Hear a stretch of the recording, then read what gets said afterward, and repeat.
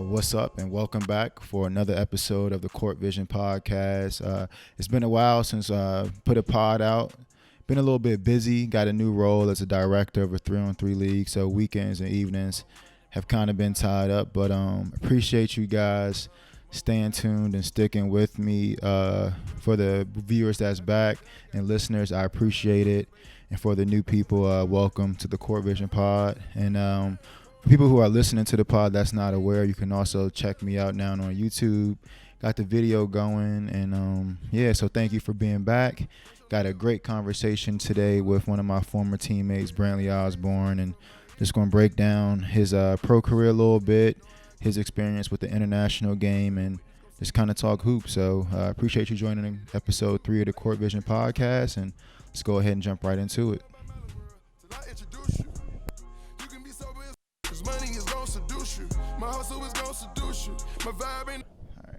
So, for people that's not too familiar, me and Brant played college basketball together.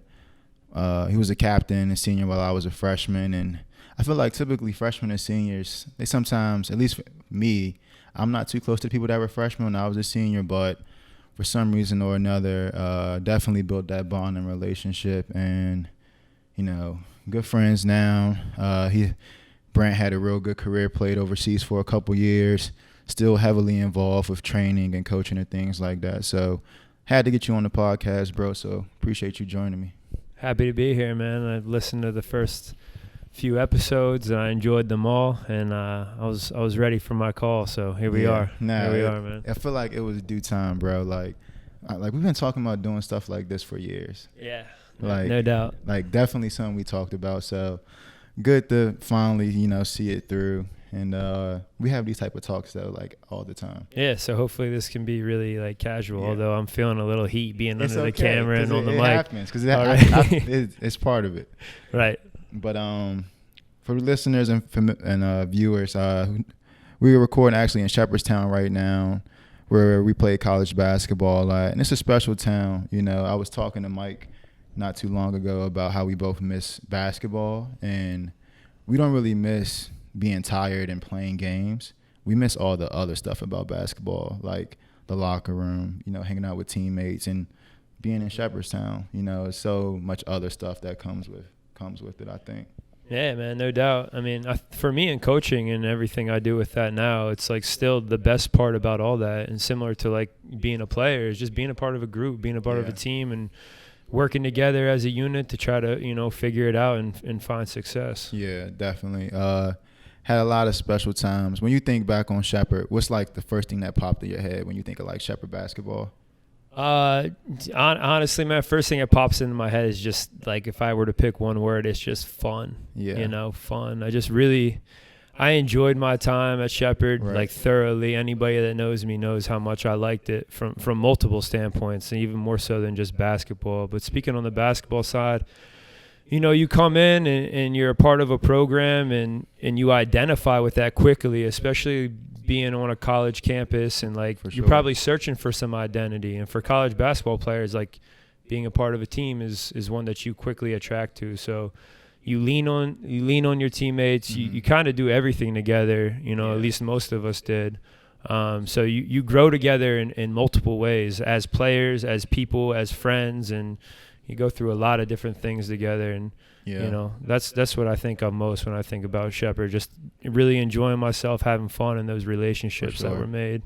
For sure. I think when I think of college basketball compared to the other basketball that we play as kids, most of the kids, at least in my experience, you kind of grow up playing with pretty much the same group or the same core of kids. So when you're done with like high school and AAU, it's special because you've been playing with these people your whole life. Right. And then college, it's just as special, but it's such a shorter time.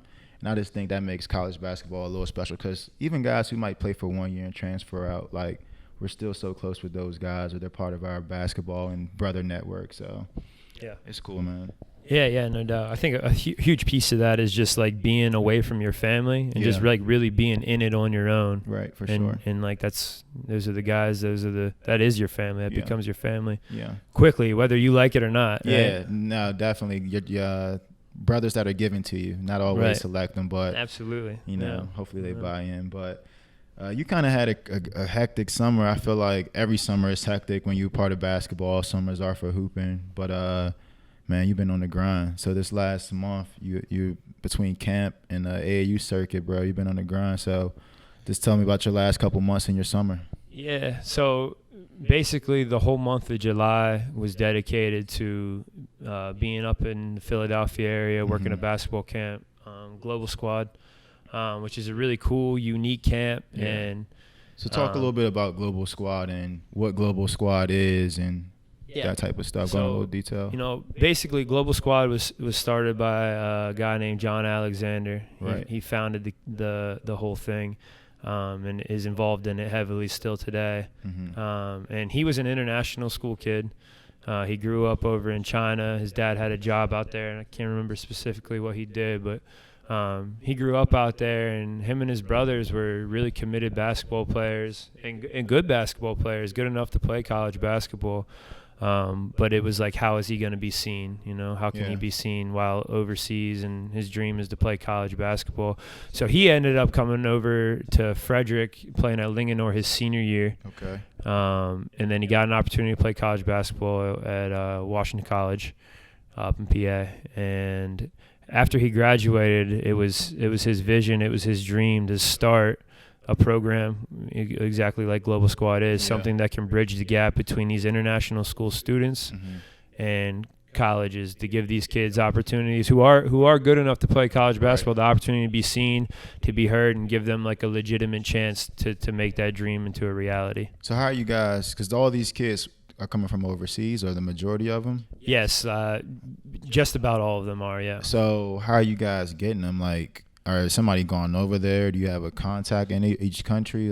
Yeah. So like, I've been with Global Squad for just 2 short years, but they've been at this for somewhere around a decade now. So relationships have been built with these coaches. So that's a huge part of it, just building relationships and people, trusting the program and wanting to send their kids there. So like high school coaches and international coaches, familiar with the program, knows that they can send their kids to this program and they can get better and so on and so forth. But there's also a piece where we go overseas and we travel and we recruit and we just basically do our best to share what the program is and what it can provide to people. Yeah, and I just think the United States, like, we really run through college basketball. So for those kids to come over here who don't maybe get the chance to be pros internationally, it's definitely got to be beneficial for them. But what I'm curious, if you think that, what if we had a similar system in the United States? Because a lot of our guys, I think, end up playing overseas. The NBA is such a selective league.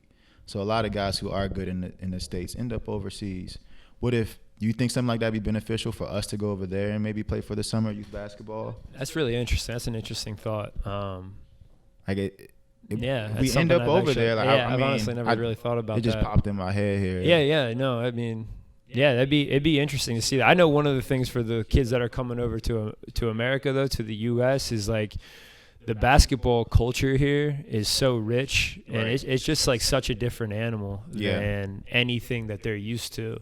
So like for Global Squad, like in what I've seen in 2 years, like that's one of the biggest advantages of like just being like in this AAU environment where it's kind of just like you're out there and like referees ain't going to be calling the fouls that you want them to call, and like you're going to get picked up full court, and it's like, how do you handle that? For us, people, United States kids, to go there, like, I think it'd be, like, we would handle it more, you think? Like, I think dominate? I don't know. Dominate might be a little strong, and like we might hurt in certain areas, but like for the most part, I think we do pretty well. Yeah. And hopefully that's not too much of an arrogant comment. I mean, I don't think that's arrogant. I think that's why the rule is in place. A lot of leagues don't have the American rule, right? It could be a limited Americans on most pro teams. Is that a rule? Yeah, I know in a lot of countries it is. I don't know. I can't speak for every league, but I know like when I was playing overseas, I think we were allowed 3 imports. Right. So I think like that rule, the leagues that it's in, it kind of just speaks to, they don't want the market probably maybe flooded with American guys just because of that reason. Yeah, that could be true. Yeah. So coaching on the weekends, but during the week it's more player development. When you get kids from overseas, is there a thing that they lack in their game that's kind of like, like New York kids kind of play the same, DC kids kind of play the same, and the West Coast, they say, is a more finesse game. Is there a kind of stereotype to an overseas game that you would kind of say for a youth basketball player? Yeah, I think culture to culture, country to country, that each country kind of has like maybe its own style of play. Yeah. But truly, like being a part of this program, the biggest thing that sticks out to me, and this doesn't speak true for every kid, but the biggest thing that sticks out to me is like, are they willing to compete? Like, and is it like, I don't care who you are, like I'm going to be competitive, I'm going to come at you, which is, I think that is like the biggest thing that the kids lack coming over. And I think it's just because them not used to being like stacked up against somebody that's better than them. They're probably playing in this league where like they're one of the better players. And never have been like really challenged in that way. Then all of a sudden they go from being the best player on the floor to maybe like the 8th best guy on the floor, the 9th best guy. And it's like, how do you respond to that? How do you react to that? I think that's like the biggest learning curve for these kids. Yeah, I think that's kind of the learning curve for a lot of kids in the States too when they get to college. Like, at least in our experience, I know our team at the D2 level was made of guys who were the best player on their high school team, all conference, all county. And a lot of those guys, when they got here, they struggled not being the guy. And it's a tough adjustment for guys to make. Yeah, absolutely. And it's a tough adjustment, and it's fun to be the guy, right? Right. It's like, that's why, not why you play, but nobody's goal is to be the role player. Right, absolutely. I mean, you play because it's fun, and when you're that dude, like that's a lot of fun, right? Yeah. But to be able to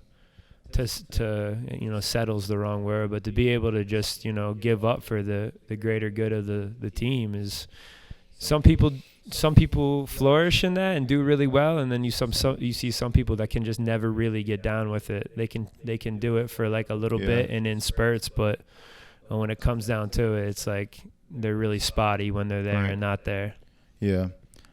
I always wonder why it's so tough for people to take on that road, though, because like, maybe I'm thinking about myself too much, but I've never been the best player on my team, but I've always been on good teams. Yeah. Like, I've never been my team's guy. Like, I've been scoring 12 points a game my whole life. I would disagree with that statement, though, honestly, because I would say your senior year you were the guy. Like in the box score. Maybe that's what it is. The numbers don't.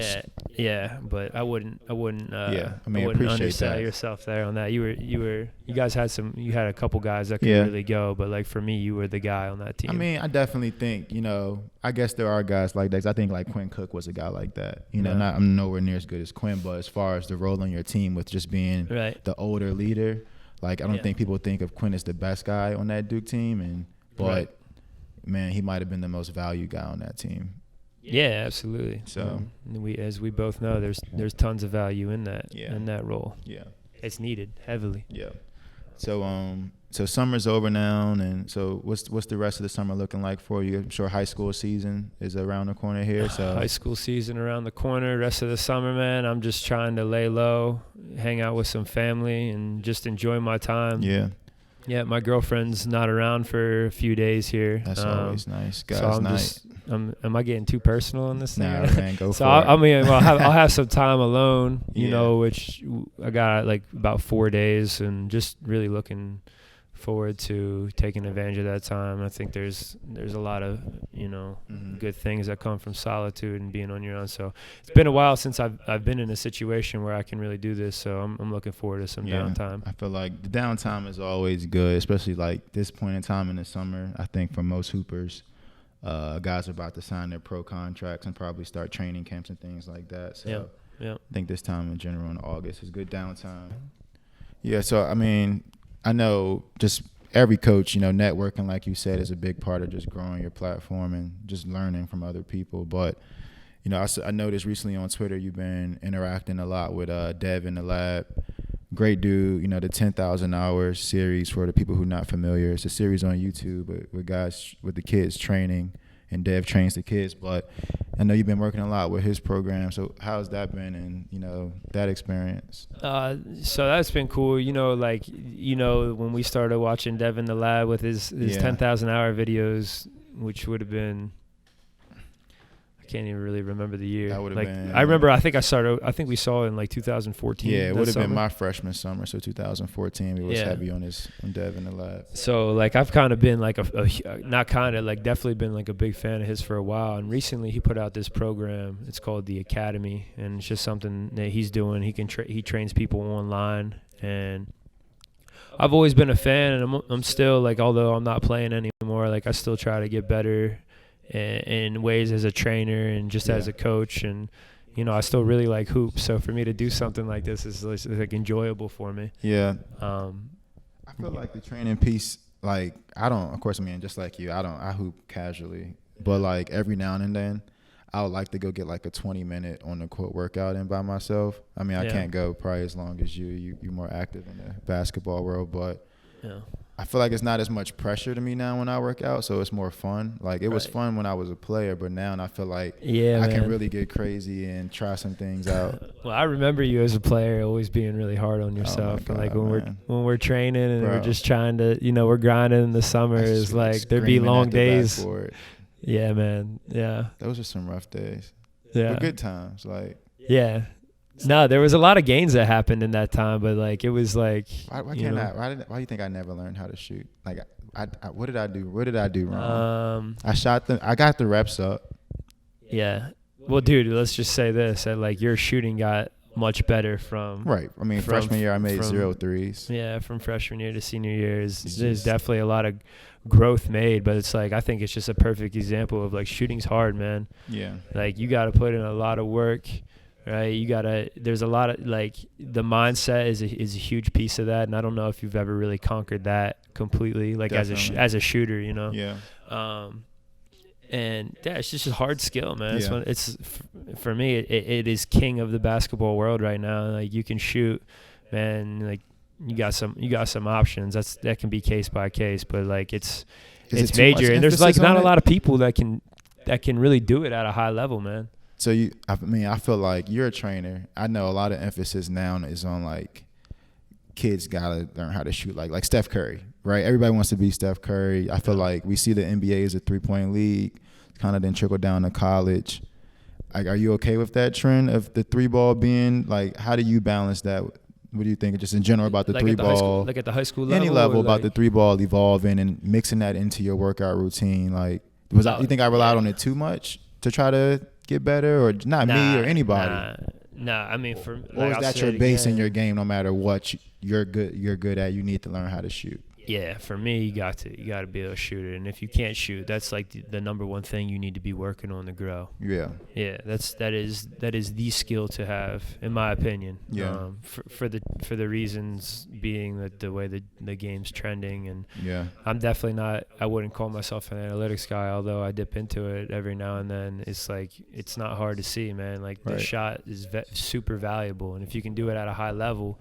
And if your team can do it at a high level, like you're gonna be in some like every ball game, For sure. And like another coach I follow on Twitter, Coach Lavelle Morton. He's a coach at North Carolina Central, and he tweeted something about trainers emphasizing ball handling too much. Like you see a lot of ball handling videos, a lot of cones out, and when I used to work out kids, I was definitely a cone guy. Not too much ball handling. I kind of made my ball handling work in the drill, so in the live movement. But I mean, I think that's definitely a thing you see. And I know for me, I used to think like, I know parents like seeing their kid do these ball handling drills because they kind of think it's the best thing for them. Yeah. Do you think like there might be an overemphasize in general on ball handling in trainers, or? Yeah, like that's an interesting question. It's like we see tons of stuff on social media platforms about people clowning this dude, saying that this is, clown drills. High level trainers though that they be clowning. Like the one dude, I don't know off the top of my head. You talking about Michael Lancaster? Yeah, like people give him a lot of like crap, but like he has such a. I mean, his clientele is it's who they are for a reason. So this is my answer to the original question. It's like none of it's bad. Right. None of it's bad. This is my opinion. Any work is good work. None of it's bad. You're putting in work. Like you got the ball in your hands. You're building skill. Like that's the thing with like the Michael Lancaster drills when he has like the medicine balls and the rib cones and all that stuff is like like you're building skill, right? And it might be like a different type of skill than like just like catching and shooting, being able to slide to the corner and make shots. But like you're still building skill. So I absolutely see value in it. But, you know, if we're getting into like the balance of like how much do you do this compared to like getting shots up or, you know, coming off pin downs and shooting or like, you know, making pick and roll reads or whatever it is you want to do. I think like what it comes down to is like if you could do all of it, like that's like the best case scenario. Right, be good at everything. Yeah, like you're just, but like how much time are you willing to dedicate? How much time do you have? Yeah. You know, it's a tricky balance, man. But like, you know, this is another thing, man. It's like you'll have trainers, right? I see it on social media where it's like, okay, we're getting game reps, right? Right. But like maybe they're like kicking up from the corner and just shooting like, you know, corner to wing 3-point shots. Right. And like, oh, game reps. Ain't no damn game rep. There ain't no defense on you. Like there's no closeout. Right. You're not having to make a read and like feel where defense is. It's like those are closed reps. You know what you're doing. So like kind of getting your rep as close to game like as possible, no matter what the rep is. Right. So like, but my point is like the people that like clown like Michael Lancaster for doing like those not game like drills. Right. Their stuff ain't no better, or you know, or yeah. I just think it's silly that people like get on each other like in that way because there's value in everything. Yeah, and it is interesting, and I think maybe part of it is like ego. You know, everybody thinks that their method is the best method, but yeah, and it's like a business too. So people are like trying to like, you know, don't do this because we do this and this. Our way is this better. Is better. This is the way to get you to that level. Yeah. But like, I think all this kind of ties back into the. We're good, man. Yeah, I think this ties back into like the AAU thing. Is like if you're training and you're building skill during the week, but you're still going out and playing in those games, right? And just being against competition and like maybe trying to translate some of the things that you've worked on, right, over to a game. Like that's why playing a lot and like getting a lot of repetitions is while playing the game is like important. Yeah. I see so much value in that. Like yeah. And I think like I agree, right? I think like game like, and I think me and you both have come to the realization that game like and almost learning by playing. I think you might agree like that's kind of like your style almost at this point. Yeah. And when I think, you know, Coach Namlick, love him to death, but like when I think of Coach, he used to always talk about like his summers, and Coach Namlick, Division I player, but he said I didn't play in the summer. Like he was by himself working out, and it's just so interesting because I feel like maybe because now there's social media out there, but maybe I feel like we see a lot of guys, at least in summer leagues and in the summertime now, there's so many elite level pickup games, pickup runs. There's private runs everywhere, and it's like, is that kind of not replacing the individual workout, but I think people are realizing you can get good work by playing against high-level people. Yeah. I think there's definitely a balance to be had, but like putting yourself out there, because it's hard to, and I don't think it's impossible, depending on like how hard you work, but like it's hard to like, you know, really drill like the emotions that you need to play with like while you're in a game and how you control these emotions, right? And how you play when, you know, maybe you just got dunked on. How do you get that next play? Or like, you know, can't maybe simulate that. Yeah, you can't see like playing is king. And getting that next play. Right? Yeah. But with that being said, to grow and expand your game is like you're gonna have to get in the lab and you're gonna have to work on things on your own and kind of like grind yourself into the player that you want to be. That's not just something that happens by going out and playing 5-on-5 every day. Yeah, just like we said. I mean, in a perfect world, you want to do everything, but you know, finding that balance and time and space and all that type of stuff. Yeah, very important. But but you, real quick. So with back to Dev in the lab here. Mm-hmm. You made 55 threes in a row. So you say you don't hoop a lot, but you made 55 threes in a row. Like I don't know. Yeah. 55 threes in a row just felt good that day. No, I can shoot that thing, man. Come on. Yeah. But no, I mean, I don't know. Like I don't think I ever in my entire playing career, like I just sat in one spot and I was like, I'm going to see how many I can make in a row. For some reason. Is that your spot though? I mean, I saw you shooting from that spot, but I never thought of you maybe as a corner shooter. Yeah, I mean, honestly, like I don't even really know where my spot is. Like, but like that's just the first place I went to in the gym, and like that happened within like 20 minutes of being in the gym. Really? So you kind of warmed up, made 55 threes. Yeah, it was like I'm just gonna go around to each spot, and like Dev put a competition up, and it was like who can make the most threes in a row. No, that was cool. That was really all that was. Yeah. Man, 55 threes. Yeah, I think I surprised myself a little bit too. It's not even really anything I thought about, but I remember one time when you were, I don't know if it was your first or second summer, but one of the pro teams was like, all right, send us a video you making threes. And remember us making that video in the wellness? And I was thinking, like, you want to make as many threes as you can in a row. Yeah. And we tried to maybe, like, not a whole bunch, maybe like 5 or 6 times we retook the video before you sent it over there. And I think you were trying to hit like 10 or 11 or 12 threes. Yeah, I think I only made like it might have been like 12. It was something like that. It was definitely not anywhere near 55. Yeah, but so that's funny. it's just I remember that, and I just think like now, like wow, he could really shoot the ball. 55 3 is pretty good. Yeah, and another thing to add to that is like these are like I'm catching and I'm like breathing and I'm winding. So they're not game like reps, right? Because I saw them hating in the Dev in the lab comments saying, "Can he shoot game like? He ain't game like." And Dev had your back though. Dev had my back. Yeah, he did. He said he appreciate that, but yeah, they probably had there's some truth in their hate in that comment. It's all good. I don't think. I mean, I don't know who else can make 55 threes in a row, but what made you want to be a shooter though? Like I know you always kind of look, at least in our relationship, you've been a shooter as long as I've known you. So a lot of film that we've watched together has been a kind of great shooters. Yeah. Like, was there a guy you looked up to growing up who could shoot the rock? For sure, man. Definitely was like somebody in the neighborhood or?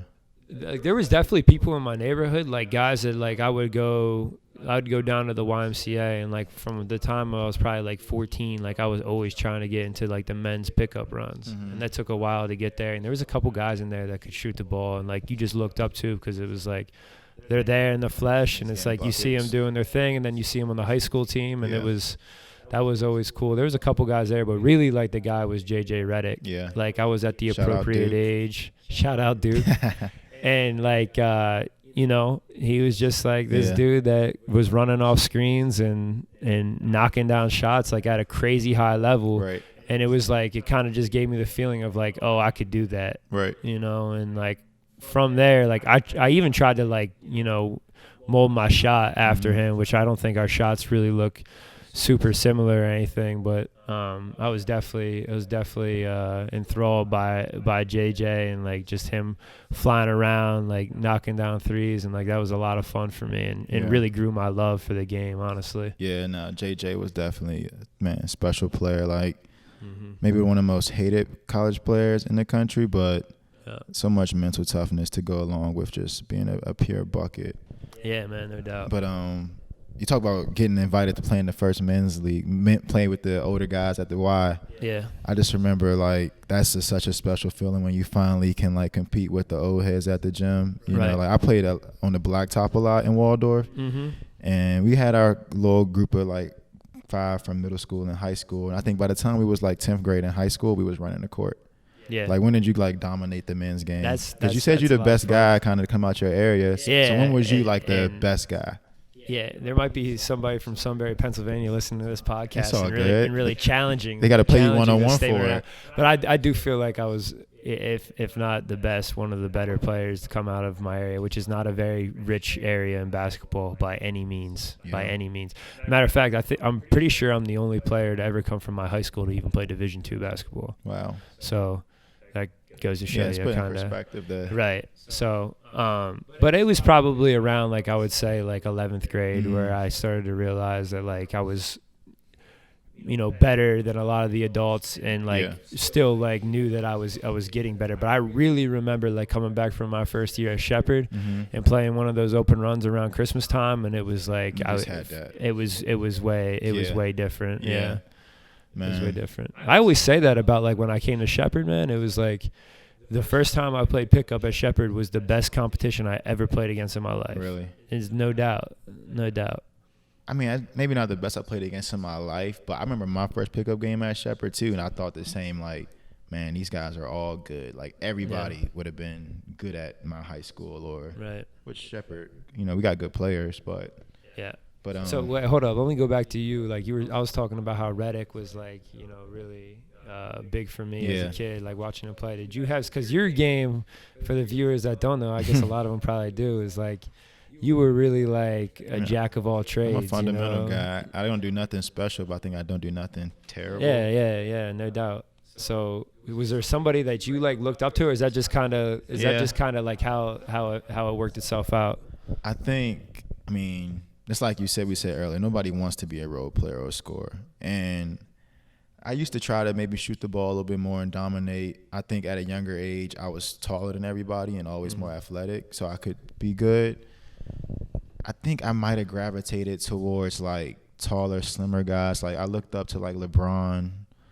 As far as local guys, though, I mean, of course, guys like Nolan, all the DC Assault guys looked up to. But I can't say it's really one guy.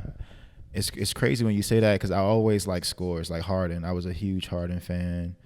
I think when I got to college, though, I kind of settled on Kawhi, just being a two-way guy. Right. But yeah, that's me. So, yeah. I don't know. Nobody local, though, really that caught my eye. But I guess Harden, but I played nothing like Harden. No, you don't. You don't. But even my favorite players in the league now, like I don't play anything like. Yeah. I mean, I would love to play like KD. Like that's who, if I could play. I mean, I tried to be KD, I think, but like, who could be them guys, right? You have glimpses in like our one-on-one matches where you look like KD for like 3 possessions. Oh, when I shoot threes, like I think you peak at this age. I mean, Coach Naomi used to say at 24, 25, I peak. And when I play pickup now, I think I play better than ever. Physically, like I said, I can't go long. But, I mean, I don't know. I feel good at this age when I hoop. Yeah, I think one thing that I feel, although I don't hardly play as much as I'd like to anymore, is like everything kind of slows down a little bit more. Right. I can just break down the game. Like physically, I can't do it, but mentally, I just can pick it. Yeah, absolutely. But so speaking of, you said local guys, everybody could hoop. But I know you grew up a Sixers fan, right? Yes, sir. Still a Sixers fan? Still a Sixers fan, despite a lot of the changes that you guys went through this offseason. Yeah. So the Sixers could kind of shoot the ball, I feel like, the previous couple years other than Ben. But I think, you guys lost a lot of shooters in free agency. So what's your take on the future of the Sixers? Well, one, I think the lineup that they put together is good, man, and it's gonna be different. But like, they're gonna be able to do some different things, and I think that they figure out a way to start both Embiid and Horford, right? But then also they figure out a way to make Horford like the backup center. So to think about that, is basically never having one of those two guys off the floor is exciting. Right. As a fan, you think about the pickups that we have and the length that we have and the way that we're going to be able to defend. And it's kind of hard to vision, like what for me anyway, like what that looks like during the NBA season. But, it makes sense to think about it being like an elite defensive team where it's just like they can just wreak havoc and like it's really hard to get a bucket against them. I mean, you guys definitely got the length, a lot of tall guys, long guys.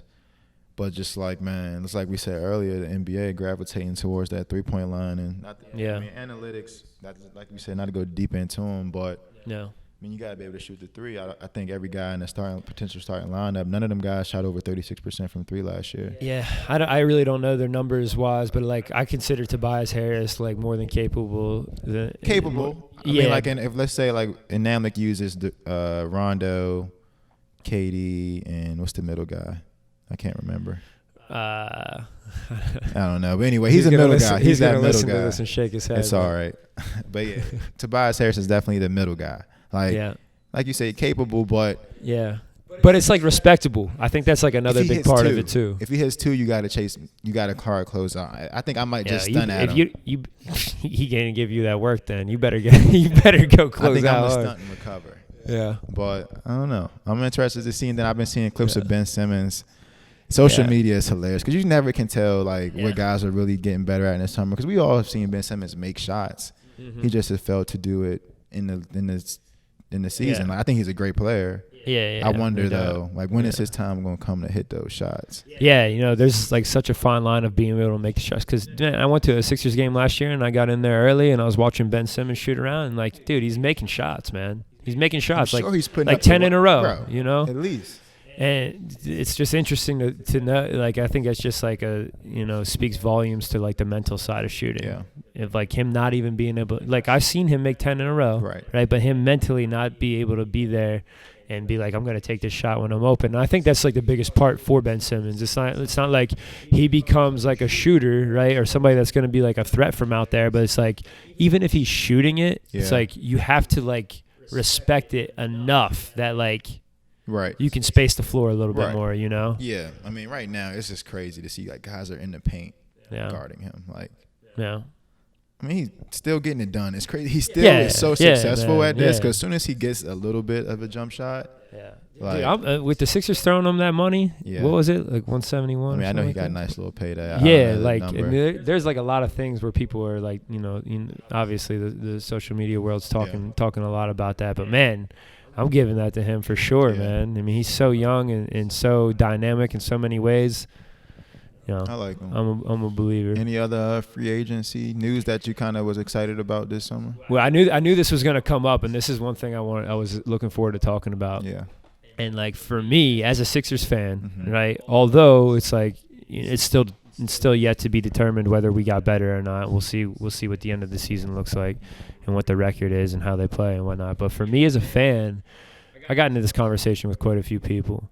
And it's like I would rather see them run it back with the same dudes, and obviously you can't get all the same guys every single year. The core maybe, but it's like the important pieces. Like I would prefer to see them run it back 1, 2, 3, 4, 5 years rather than just like try to get better in the offseason. I understand like that's the name of the game is to win championships, and like that's what everybody's doing. But for me as a fan, it's like I kind of find it, and like I'm still a Sixers fan, and like I'll never root for another team. But it's like it's kind of hard to like with the turnover and them just being different. And Sixers haven't gotten rid of Coach Brown yet, which I'm thankful for. There's a lot of talk about them moving him after last year's playoffs. But then you even think about coaches changing all the time and just style of play changing all the time and ownership changing and logos changing and colors changing. You know. It's like for me, I'd like rather, maybe I'm a little old school with that, but like I'd like to see the same guys run it back. And it's like even if we don't win, it's like we're getting better, you know what I mean? I think as for the fan, like that's such a valid point because even at Duke, we talk about that, with the one and done culture. A lot of the people that I work with, the donors, they say like it's so hard to be a fan now because we know these kids for 1 year. They ask us about the new team because they can't even keep up with the guys. Like in the NBA, I think it's the same thing. We seeing movement now in almost every 2 or 3 years, and which I like the player taking ownership, but from a fan perspective, it's so much change. Like, if you're a LeBron fan, like you have been a fan with him on 3 different teams. If you're not just him, it's everybody in the league at this point. Like Jimmy. Like Jimmy has been around now, and it's just crazy. Like I love Jimmy; he's a great player, but it's tough to kind of to attach to a player really. I feel like at this point because they might not be there in a year or two. Right. So and I think it's felt on the players' end too. Yeah. You know what I mean? Like how like quickly guys are now, especially now, is like players are taking a lot more ownership in like their own brand. That's why too, because they know they could be shipped out. Yeah, man. There's definitely that feeling, and rightfully so. Yeah. It's that feeling across the league, and I think it trickles over to the fans. At least it does for me as a fan a little bit, where it's like I don't feel like I could be more attached to the Philadelphia 76ers if X, Y, and Z, everything we just talked about was more in place, but. Outside of hooping, any music you listen to right now that, I know your taste is. I think you might have a very open taste compared to some of my listeners and viewers. But what's you listening to right now? I mean, I'm listening to a little bit of everything. I've been on some of that new Cole. I'm a huge fan of him. Always bars. And I enjoy that often. Actually, I dip way back into some of his older stuff. Yeah. I'm listening to him a good bit. But also like Citizen Cope, who I'm a huge fan of. I went and saw him this year, which was cool. I saw him out in Pittsburgh. He put on a great show, and he came out with a new album called Heroin and Helicopters, which is, for me, it's really good, really really good. He's got a unique sound. And I enjoy him. And then also, there's like a lot of pretty good local music here in Shepherdstown. And we pop around to that and try to listen in on some of that as often as we can. And other than that, man, it's kind of all over the place. I'm pretty versatile with it. It really just depends on the setting, maybe who I'm with, and so on and so forth. Being around the AAU kids today, international kids, are they into the American music? Yeah, man. I wonder, like, what's that like for them? They are. They listen to all the same stuff American kids do, because a lot of them are American, man. Right. Like some of these or kids are familiar with the culture at the very least. No doubt, they're listening. And then the platforms that you get it off of is like everybody. Right, everybody's on these. Man. It's hard to miss anything these days. It's no different, but like being with high school kids often is like you're always I'm always kind of in the loop with like some of that newer stuff, which is I don't have much of an appetite for a lot of it, but every now and then you'll hear something you're like, oh, okay, that was cool. It's just one artist. He's actually from Waldorf. Well, he don't claim Waldorf, but he's from Waldorf. YBN Corday. He's a new artist, lyrical rapper. So I'm gonna put you on him. I think you'll really like him. He got some good bars. He just dropped the album on Friday. Crazy features, Pusha T, Chance the Rapper. I mean, you'll definitely. I think you'll enjoy him. But you listened to the new Chance? I did. It was. I've heard mixed reviews on it. I haven't even listened. I haven't listened to it, and I listened to it one time, and I think you gotta listen to something. And it's a project type of thing for me. Like, he not putting a song out that you're gonna remember. Like, it's a vibe tape. Yeah. So I gotta listen to it a couple more times. Right. But yeah. So appreciate you joining the pod, bro. Man, this was great. Like, thanks for coming out to Shepherdstown, spending some time. This is cool. Love coming out here, but hopefully we'll get to do it again. No doubt, man. Phone me in to Durham. Oh yeah, we gotta get you down to Durham. We should do. Yeah, I do gotta get down to Durham, but we should do like an MEC. Oh, I almost call it the MEC. We should do a PSAC. Bro, I definitely have the PSAC. We get you on there with Coach Nam. We'll do a joint one. Yeah, I don't know a lot about the rest of the PSAC. I know about some of those bigger teams that are kind of always on the national level year to year. But that would be fun. That'd be cool to do that. Definitely a breakdown to Shepherd PSAC. Yeah. This year, but yeah, man. Thanks for joining the pod, and we'll have to do it again. Will do, man.